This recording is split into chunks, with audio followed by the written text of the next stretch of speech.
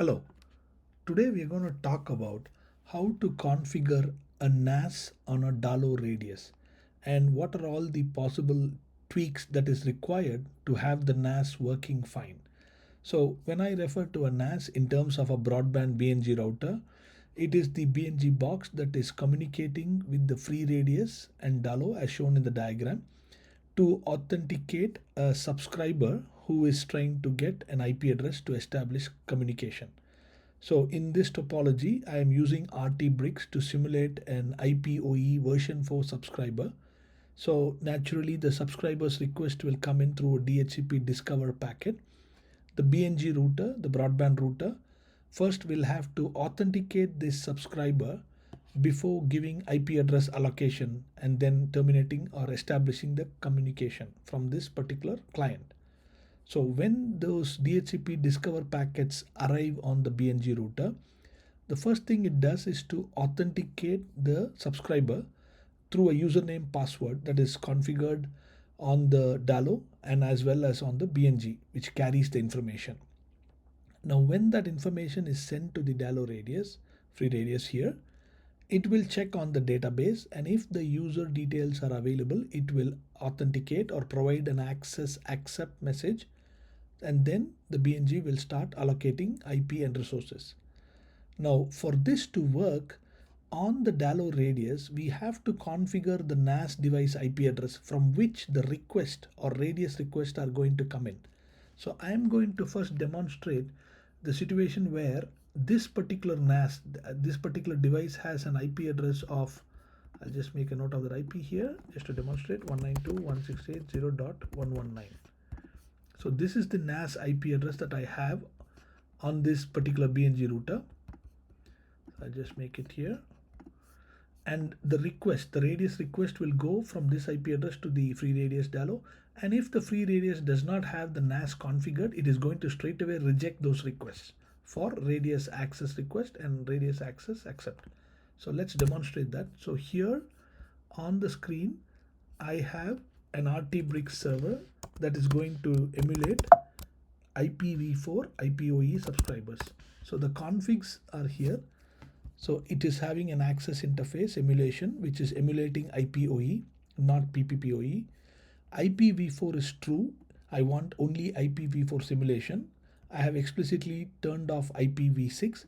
If IPv6 is required, we can make it true as well. And I have some VLAN configurations that I want. Along with that, you can see for DHCP version 4, I have set it to enable. DHCP v6, I have explicitly set it to false. So now if I want to run dual stack, all I need to do is on IPv6, I will set it to true, and under DHCP v6, I will set this also to true. So I'm going to invoke this particular RT brick session to simulate a IPv4 DHCP subscriber simulation. Now I will first, before starting this, I will go to the Dalo radius, which is installed on my Red Hat Linux, and I'm going to run a TCP dump on the port where I expect the radius access request packets on port 1812, which is the port that is used for radius access request and accept communication. So let me start the request for the BNG. As you can see, my subscriber is not yet established because it says outstanding is still 1. Now on the radius server, if I start the TCP dump, you can see the radius requests are coming into the Dalo, but there is no response from the Dalo radius free radius server. The reason for that is because if I go to the Dalo radius under my NAS list, you see 192.168.0.118 is only there. 119 is not explicitly configured on the NAS database, which is why any request coming from that NAS, the Dalo radius will not respond back. And you can see my requests are all coming from 119. So what I am going to do quickly is to configure this NAS. So 192.168.0.119, I know that's the IP address of the NAS that is sending the request. So the password that I have for my communication between the NAS and the free radius is this one, which I have configured. And then I give a name for my NAS. I'll call it B, just a name. So then you just apply it. After you apply it, if you list it, you can see your NAS is also here. Okay, so this means now the Dalo Radius should be able to accept requests coming in and also respond back. So now let's check what is happening. As you can see here, even after configuring it, I don't seem to get a access accept back from the Radius server. Now the reason for this is whenever you add or delete a NAS on Dalo Radius, you have to restart the service. Without that, that information is not active. So I am going to check my free radius status, systemctl radius d status. This is the free radius. So let me check. So radius d, systemctl status radius d. You can see free radius is running, up and running. So now I'm going to restart this and then see what happens to my subscriber, whether they are able to establish or not. At the moment, the subscribers are still not established. As you can see here, outstanding is still 1. So going back to the Red Hat Linux free radius, Dalo Radius server. So systemctl restart radius d.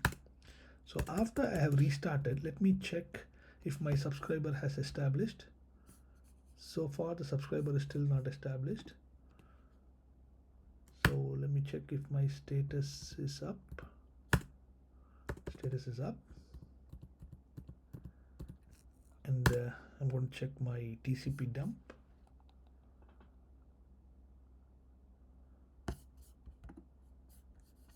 You can see it's already up. It just took a while. I was just checking after restarting it. As you can see here, I checked the status. It is up. And the TCP dump is not showing anything because that packet has already came in and the server has already responded. Now to demonstrate this once more, I am just terminating the subscriber here on the RT bricks, and I'm going to restart the subscriber.